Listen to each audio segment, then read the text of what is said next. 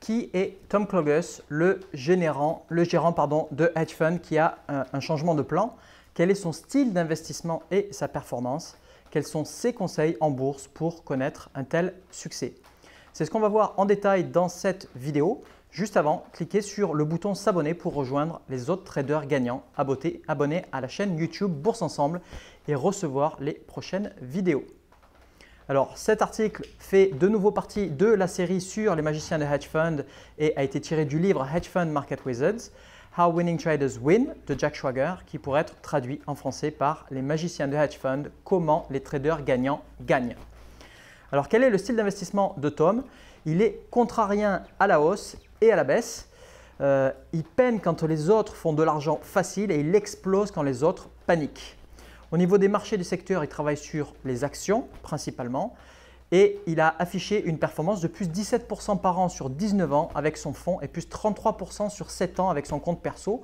Il a connu seulement 5 années à perte en tout, dont 2 années à même pas moins 3% de perte.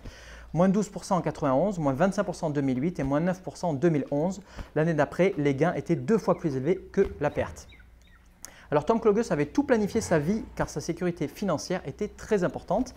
Il aurait un diplôme scientifique, un MBA à Harvard pour s'assurer une bonne carrière et c'est exactement ce qu'il a fait. En 15 ans, il avait grimpé l'échelle et était devenu le manager des opérations européennes de Rome et Haas et était en bonne position pour devenir le prochain PDG. Tout allait comme sur des roulettes. Tom avait aussi une autre passion depuis enfant, la bourse au travers de son père. Ce dernier avait connu la Grande Dépression et avait une peur bleue de devenir pauvre de nouveau. Alors Tom savait qu'il voulait être financièrement indépendant et pour y arriver, son salaire ne suffirait pas, il fallait qu'il prenne plus de risques.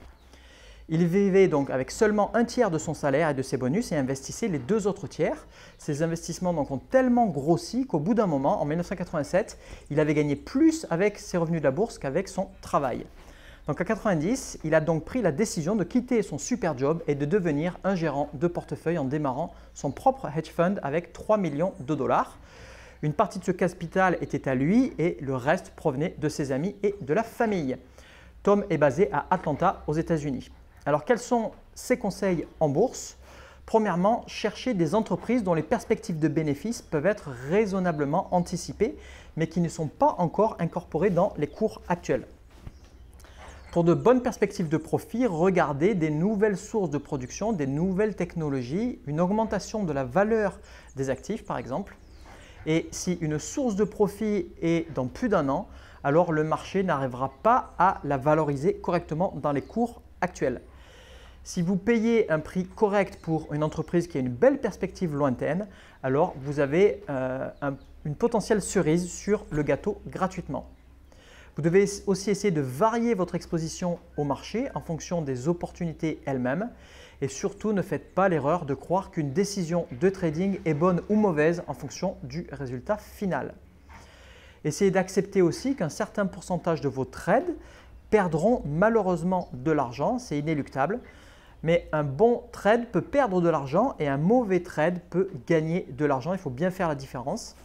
Un bon trade suit un processus qui gagne de l'argent s'il est répété plusieurs fois avec un risque qui est acceptable, même si de temps en temps il fait perdre de l'argent, alors qu'un mauvais trade suit un processus qui perd de l'argent s'il est répété à plusieurs reprises, mais fait parfois gagner de l'argent. Donc c'est plus facile de trouver des belles opportunités à la baisse avec des entreprises qui vont mal, plutôt qu'à la hausse avec des entreprises qui vont bien. Voilà, donc on verra la suite dans le prochain épisode avec Joe Vidich, récolter les pertes.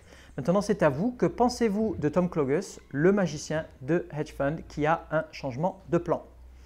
Alors, merci d'avoir regardé cette vidéo. Cliquez sur le bouton like juste en dessous et abonnez-vous à la chaîne YouTube pour ne pas rater les prochaines vidéos. En complément, accédez aussi gratuitement à ma formation exclusive La Voie rapide en bourse vers l'indépendance financière en cliquant donc sur la vignette correspondante pour que je vous montre comment réellement gagner en bourse si vous êtes débutant ou expérimenté. Allez voir aussi la vidéo suivante qui vient d'apparaître et je vous dis à bientôt pour la prochaine vidéo sur la chaîne Bourse Ensemble et n'oubliez pas, faites partie des traders qui gagnent et qui s'inspirent des magiciens de hedge fund.